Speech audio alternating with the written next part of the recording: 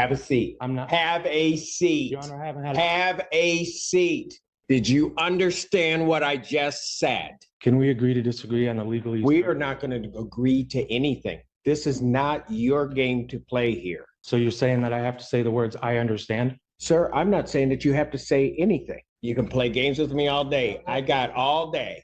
I got all day. Have a seat. Do not interrupt me. I can object to Do that. not interrupt. Do not. One more time. You're going. In this matter, sir.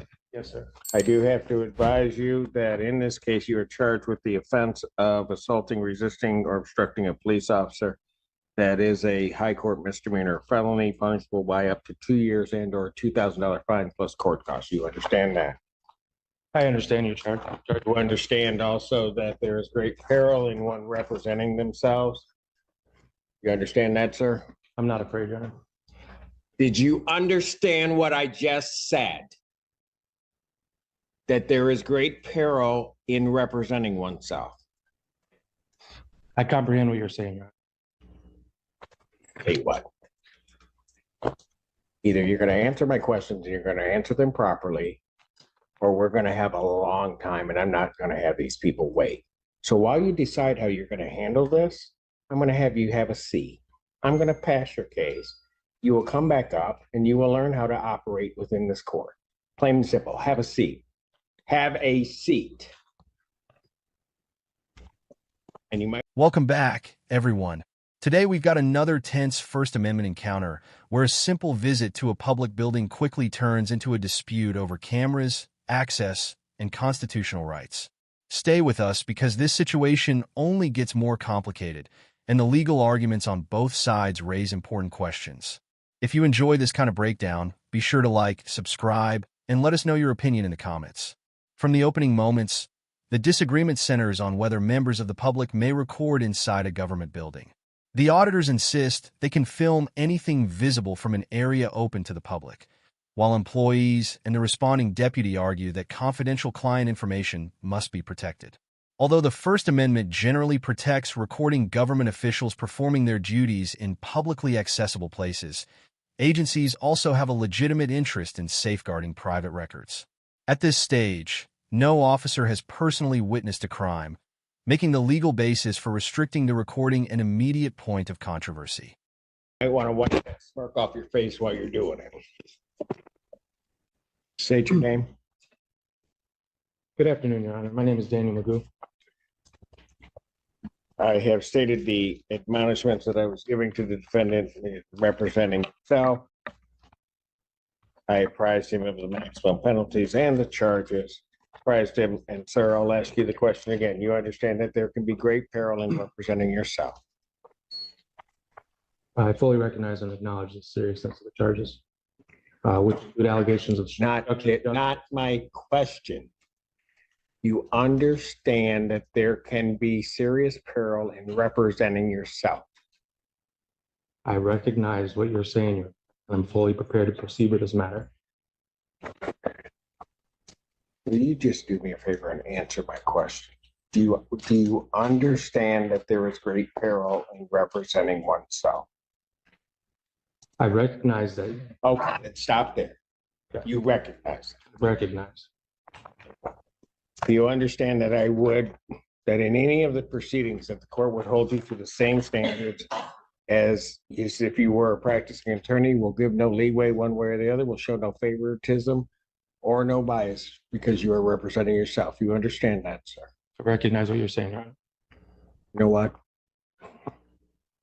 I don't know why you just won't understand. I'm asking you, and I need a direct answer, whether you understand what I am saying, not whether or not you're recognizing the words. Do you understand what I am saying? I overstand what you're saying.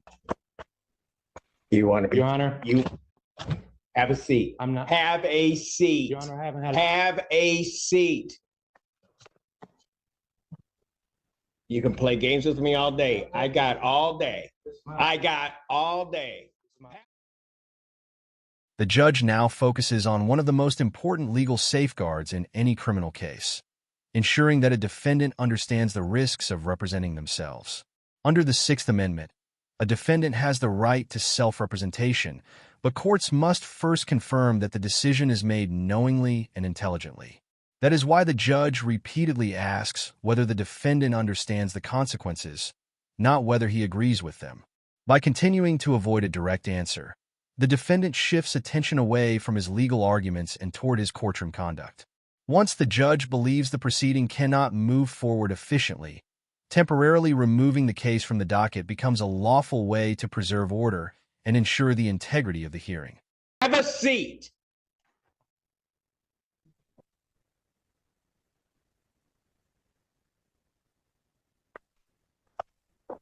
The other one's in custody. I realize we are now at least caught up within an hour. I think those that want to go probably want me to take a break about now. So I'm going to take about a 5 to 10 minute break. I'll come back out and then I'll call the case. The court's going to stand in recess.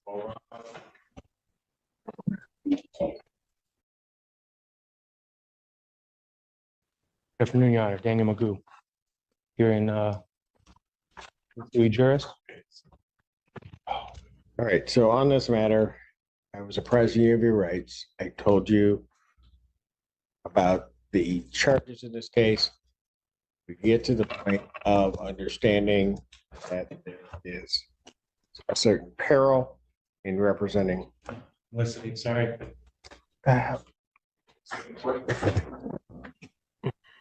notes, I apologize, Your Honor. I meant no disrespect. The court will treat you the same as an attorney in the case. You understand, sir? Listen closely to my question. Do you understand that? I do not understand. You do not understand it. No. The court, you will be presumed to know the rules of procedure as well as the Michigan rules of evidence, that the court will not be giving you assistance in regard to this case. What I'm trying to say, Your Honor, is I do not understand the charges that are pitting against me because they violate a lot of my rights. And the prosecutor served me the discovery packet on the 27th of last month. Since then, I have not received any kind of evidence or any kind of claims that I violated any kind of anything that day. So I'm here waiting for that to occur. So no, I don't understand. Waiting for what to occur? Well, under the rights to due process, Your Honor, 4th, 5th, 8th Amendment, there has to be substantiated amount of evidence to accuse me of a crime, like assault on a police officer, obstruction of justice, and resisting arrest. I take these charges very serious, Your Honor. Because of these charges, I have lost custody of my son, and I want to make sure that these justice is served and equity is ensured here. Sir, I just asked you before whether or not you understood the charges. And I answered you, Your Honor. I said I do not understand them. Whether or not you disagree with them or not, is not the issue. The issue is do you understand what you are charged with? I do not understand, Your Honor. Is there a reason other than what you said that you do not understand? I can elaborate a little further, Your Honor. I'm still I waiting. wish you wouldn't. I just need to understand why you don't understand. I'm trying to get there, Your charges. Honor, if we could talk I'm about it. not asking you whether or not you agree that you should be charged. After the recess, the defendant changes direction and argues that he cannot understand the charges because he believes the prosecution has failed to provide sufficient evidence. This highlights an important legal distinction. A defendant's right to receive discovery and challenge the prosecution's evidence is protected through due process, but that issue is separate from whether they understand the nature of the criminal charges. The judge is not asking whether the accusations are correct, only whether the defendant comprehends what offenses have been filed. Mixing those two issues can delay proceedings and prevent the court from addressing each legal question in its proper stage of the case. I'm not asking whether or not you believe that you did it. I'm not asking any of that. I'm asking whether or not you understand what you are charged with. Can we agree to disagree on the legalese? We are not going to agree to anything. This is not your game to play here. You play by my rules. So you're saying that I have to say the words, I understand? Sir, I'm not saying that you have to say anything. Okay. You know what? Here's the thing. I am not going to play this game with you. I'm not. So what? No, you are playing a I'm game. not. So no, you are. And do not interrupt me ever again. Do not. So what I'm going to do is I'm going to give you a week to think about it, because I'm not going to sit here, call your case up 4 or 5 times for you to sit here and to go through this whole, try to play some semantical game. So I will adjourn this out to December 12th, 2024. I will adjourn it to 9 a.m. Your Honor. or I will. Do not interrupt me. I can object to Do that date. not interrupt. Do not. One more time. You're going. I'm adjourning the proceeding out. If you are objecting to that, objections noted. It's still adjourned out to the 12th.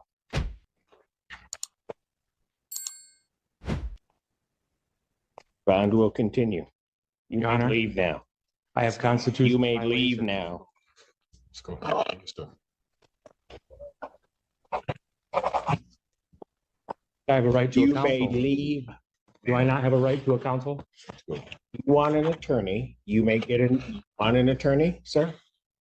I need somebody to explain the problem here. Do you wish to be represented by an attorney on this? I do not need to represent myself. I'm presenting myself. I'm the only one that was there in this courtroom. No one was there. I don't recall anybody that was there that day. I'm the only one that knows what happened, Your Honor. Do you wish And I was to be violated. represented by an attorney? I'm not going to sit here and argue with you. If you wish to be represented by an attorney, Your Honor, I have constitutional violations. do that need you to wish to be represented by an attorney, sir? take an oath to defend the. The confrontation reaches its peak when the defendant asks if the court can agree to disagree. But courtroom procedure does not operate through negotiation between a judge and a litigant. Judges have the authority to control hearings, rule on objections, and adjourn proceedings when communication breaks down. The defendant remains free to challenge the charges through motions, evidence, and trial, yet he must still follow courtroom procedure while doing so. His continued interruptions ultimately lead the judge to postpone the hearing and warn that he may be removed if he refuses to comply. Whether viewers side with the judge or the defendant, this exchange demonstrates how constitutional rights and courtroom rules must work together rather than compete. If you found this breakdown helpful, don't forget to like the video, subscribe for more courtroom analysis, and leave your opinion in the comments below. Thanks for watching, and until next time, stay informed and take care.